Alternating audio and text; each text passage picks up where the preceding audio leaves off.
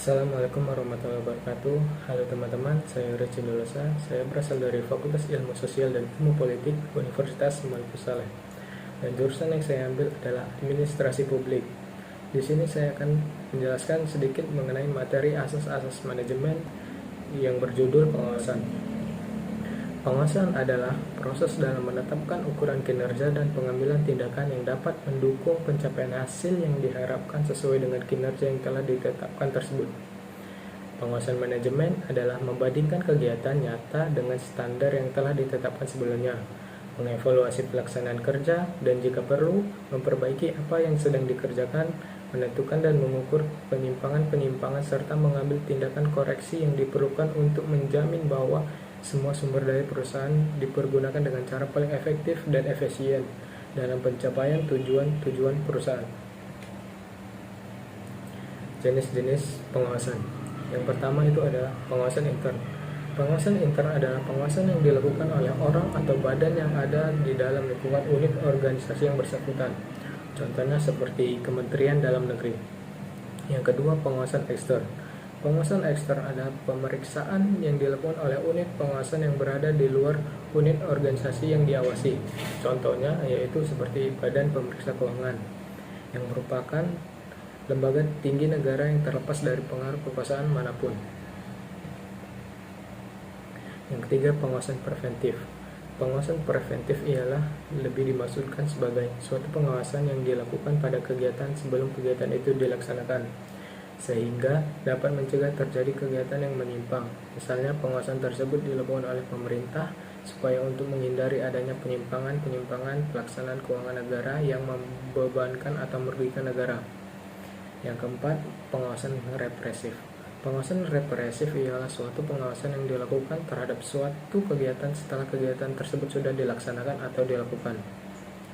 Misalnya, pengawasan represif dilakukan pada akhir tahun anggaran, yang dimana anggaran yang telah ditentukan lalu disampaikan laporannya. Tujuan pengawasan. Yang pertama itu adalah menjamin ketetapan pelaksanaan tugas sesuai dengan rencana tersebut, kebijakan dan pemerintah. Yang kedua, melaksanakan koordinasi kegiatan-kegiatan. Yang ketiga, mencegah pemborosan dan penyelewengan. Yang keempat, menjamin terwujudnya kepuasan masyarakat atas barang dan jasa yang dihasilkan. Yang kelima, membina kepercayaan masyarakat terhadap kepemimpinan organisasi pemerintah. Tahap-tahap pengawasan.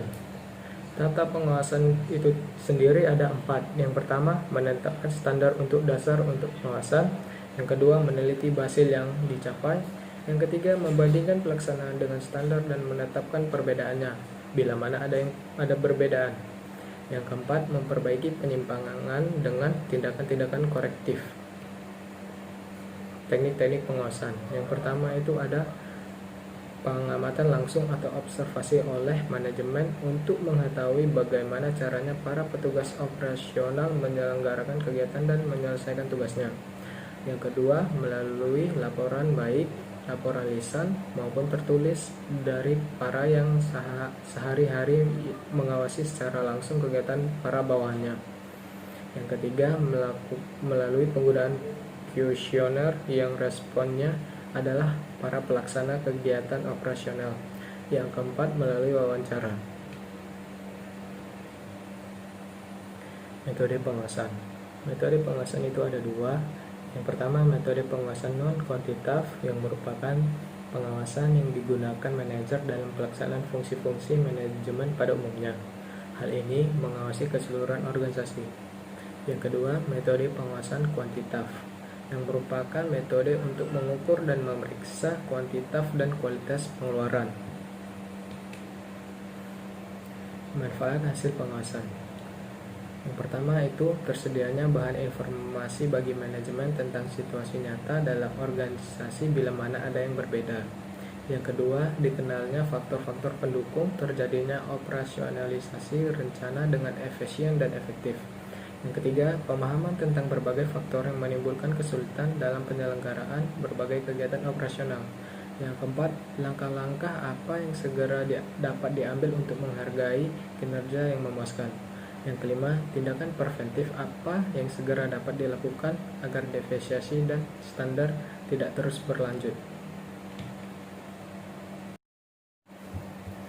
Sekian video singkat mengenai materi asas-asas manajemen yang berjudul pengawasan.